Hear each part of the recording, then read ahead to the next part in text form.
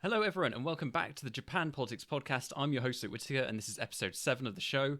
Today, we're going to be talking about a story that's really more of an American one, but has some touches on Japan a bit, which is the big story this week, which is the arrest of a suspect in the United Healthcare assassination case, which is Luigi Mangione. He's been apprehended now and identified as a suspect in the shooting case. Now, why does this touch on Japan? Two reasons. One is that it turns out he's spent some time in Japan. He's visited the country, and he's even been seen photoed with Obara Jun, the poker player. He's identified him as having met him when he was on a trip there in Japan, and he's even said he is meant to be a fan of Japanese culture, and he's also come out and made a couple of tweets. It's now emerged in the past about Japan of a political nature. So I thought it'd be interesting to sort of look at those just quickly and react to them. So in one email that's emerged that he sent, he said, "Japan is peak NPCville, scary lack of free will in this country. I'll have to tell you a story from my morning today where I saw a dude having a seizure on the street and ran 2 blocks to police station. They followed me to help but refused to walk across any empty streets if the stoplight was red, even as the guy was seizing on the ground." And the other one, which I think has got a bit more traction online, I've seen this passed around Twitter, is his comments on Japan, and these are a little bit strange. "Modern Japanese urban environment is an evolutionary mismatch for the human animal. The solution to falling birth rates isn't immigration, it's cultural. Encourage natural human interaction, sex, physical fitness, and spirituality. Ban well, I'll leave that there. Ban certain items that are sold in Don Quixote, X-rated items. Replace conveyor belt sushi and restaurant vending machine ordering with actual human interaction with a waiter. Replace 24/7 cafes where young males earn false fitness via Tekken fighting and Overwatch shooting games with athletics in school. And stigmatize maid cafes for lonely salarymen to meet people dressed as anime characters. And revise traditional Japanese culture, Shintoism, Okinawa karate, onsen, etc." So onto the first one of these. It's a fairly harsh way of summarizing it, I think, describing Japanese people as NPC-like. I mean, I get what he's saying in that there's sort of a emphasis in the culture of harmony, and I suppose people there tend to just follow the rules because then that, I guess, the thinking is not that everyone acts uniform, but I suppose that's what he's saying, but or might be implying. But the thinking is, I guess, that it leads to more predictable outcomes if everyone follows the rules, acts predictably. There's less sort of individualism, like American culture of just running off, making up your own rules, doing your own thing. Just if everyone follows sort of the way they're expected to, I guess you could say it's there's less unpredictable outcomes, which is maybe for good and bad. I think there's a Japanese saying, which is the nail that stands out will be hammered down, which is a very brutal way of putting it. So I guess there is an emphasis more in Japanese culture of harmony, acting as a group, following the rules more than sort of American individualism. The other one is a little strange.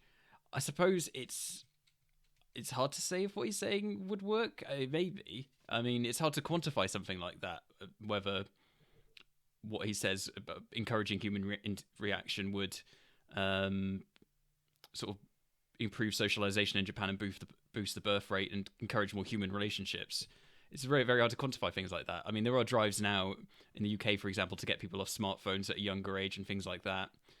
From a UK perspective, it seems like this is just my opinion, but from a Western UK perspective, not so much Japan, the problem that I think is stopping people meeting, having relationships, having children is sort of more the fact that it now takes 2 incomes to maintain a household and to have children, and the fact that we need perhaps more flexible work environment if you want to raise a family as well, because if it's harder to do that if there's 2 people working and more money's required in order to raise a family.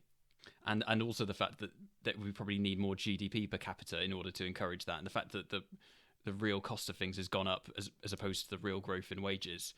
But that's a very UK-centred, Western-centred thing. I mean, it's hard to say. I mean, for example, I don't think Japan has quite the same housing problems that we have in the UK. I think you see all the time these sort of cheap rural houses. although perhaps there the problem is that there's many of the jobs are in urban areas. Like I think something like 1 in 3 Japanese people live in just the Tokyo area alone. So perhaps housing there is smaller and more expensive, whereas many of the properties that are freely available are sort of in rural areas, which is why I think they've talked about maybe regionalism. Ishiba talked about it the other week as a way to encourage population growth in Japan. But yeah, I mean those are his fairly interesting comments on the matter. But I thought I'd just leave it there. I mean, but it's hard to quantify with something like that what the impact of encouraging people to sort of interacting more in person would be. So this leads me handily on to my next story, which is that Tokyo's considering introducing a 4-day work week, which sort of ties into what I was talking about with maybe it's so heavily, maybe the reason people aren't forming relationships, having children, is sort of tied up in that they're working so long. Perhaps this is partly to combat that. So the Tokyo Metropolitan Government is announcing plans to implement this 4-day work week from April 2025. And I think that's aiming to sort of reform the heavy sort of work culture, focus on spending so much time at work there, increase flexibility, and sort of encourage people, I think, to have more flexibility in their life and possibly start a family as a result. And so I believe this is being targeted in a way of sort of having people who start families, encouraging them less to have to give up work or make a choice, make it less of an A-B between starting a family and having a job. And so it's in part aimed to reduce that. From a UK perspective, I think it's sort of tragically funny that the UK, which trialled the 4-day work week and had saw some success in that respect, that Japan, which is very famous for its sort of heavy working culture and, you know, taking naps at work being encouraged because, you know, you're working so hard and putting in the long hours, and this phenomenon of tragically overwork and people suffering as a result. The idea that Japan might introduce a 4-day work week, at least in Tokyo alone, before the UK, is sort of tragically funny, because I think the UK culture is quite resistant to the idea of it. So it's interesting that Japan potentially is an early adapter of this, or one of the earlier adapters, certainly before the UK and some European countries, in adopting a 4-day work week in Tokyo. So I think that's very interesting, and it'd be fascinating to see in April 2025 how that works out.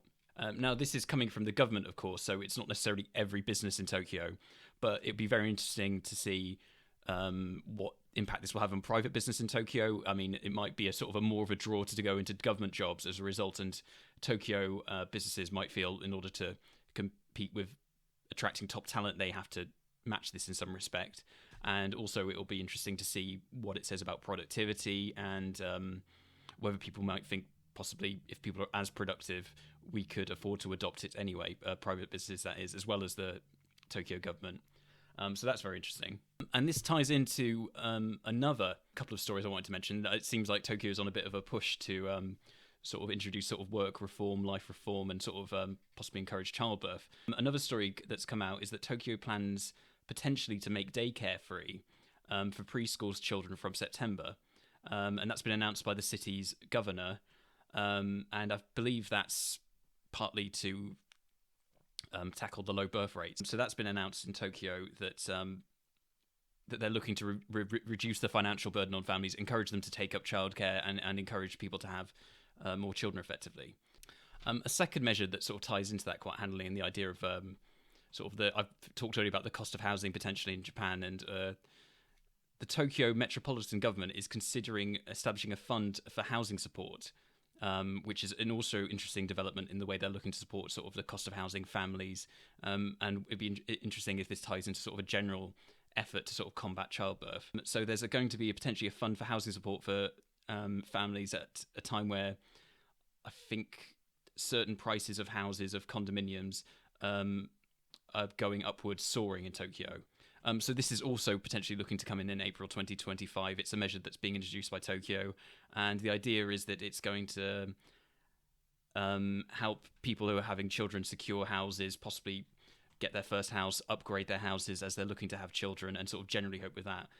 So the final details of this I don't think have been announced yet, but the idea is the fund is going to provide financial aid to develop affordable housing, and to just generally hope to make things a bit more affordable through that effort. Now, back to an earlier story. We were talking the other week about the president of South Korea and martial law crisis. He's still in office. There's been an effort to impeach him, but that's currently not succeeded, although it looks like it may come back. He's facing a lot of pressure, and I believe there's been moves to impeach members of his government as well. But that's still an ongoing crisis. But with that in mind, I think it'd be worth thinking about who his potential successor could be, and particularly its impact on Japan. Now, if he were to resign, I believe his successor would be the prime minister, so not the opposition. It would come from within the government. The prime minister would step up and become the president. But I think we could potentially see, if there were an election, it's believed there could potentially be a new president of South Korea. Lee Jae-myung is the leader of the Democratic Party and the head of the opposition. And he's now, as this crisis is undergoing and there's speculation about a new election, he's sort of heavily favoured as, I believe Yoon's favourables are not good, to potentially be the next next president of South Korea in any election. So I think it's worth considering, as that sort of prospect is looming, what that could mean for Japan. And the reason I particularly mention this is because his opinions and statements he's said about Japan in the past are not favourable. He's said some fairly critical things of Japan. I think he's not just criticised past sort of Japanese imperialism and the behaviour of Japan, but he said some things that are fairly critical. He's stated that he thinks that if Japan increases its military power, that South Korea should view that as a threat, is something he said. And he's also stated that he's referred to Japan in the past as an aggressor country rather than Korea, and he has also stated that Japan is the one that should have been divided into two countries after the war rather than Korea. So that's rather inflammatory to sort of speculate about Japan being divided. He's commented publicly on when Japan's introduced textbooks, which are sort of seen as sort of soft peddling or not being tough enough to sort of portray the reality of what Japan did in Korea and its actions in World War II. He's sort of not been shy of coming out and criticising that and commenting publicly on Japan, and calling it sort of inflammatory. And he's called it a provocation on Japan's part by publishing those textbooks. And he's also in the past been quite critical of the Yoon government for sort of giving away concessions to Japan and sort of having, I guess you could say, too soft an approach on them, not negotiating hard enough in terms of giving them concessions and not getting enough back. So you might speculate, based on his sort of past statements and talking tough on Japan, that if he were to become the president, he would not want to be seen as backpedaling and being weak on Japan. So he'd sort of take a tougher negotiating stance when it comes to things like military agreements. He might call Japan out if they were to make measures like revising their pacifist constitution. He might be tough on Japan if they're not being seen as cooperative enough with him, for example. So it makes for... So obviously, South Koreans will have their opinion on what they want to happen with this crisis, but it's worth mentioning that this could have an impact on Japan in replacing the leader. I suppose from a Japanese perspective, it'd be interesting how that develops, and if he were to actually be in power as opposed to being an opposition leader, whether he'd continue that level of criticism or if he might temper things a bit. But we'll just have to wait and see what happens there. And there's been a bit of a breakthrough in terms of Japan's budget. The lower house of Japan's Diet, the House of Representatives, has passed a budget worth $91 billion, which includes a stimulus package. And this is passed now, and it's gone through with the LDP, Komeito, and the DPFP have also lended some support in sort of issue-by-issue basis of not a coalition, but lending them some support in return for certain measures back, which is a good move for the LDP. They've managed to get some things through, and it's now been sent to the upper house for final approval.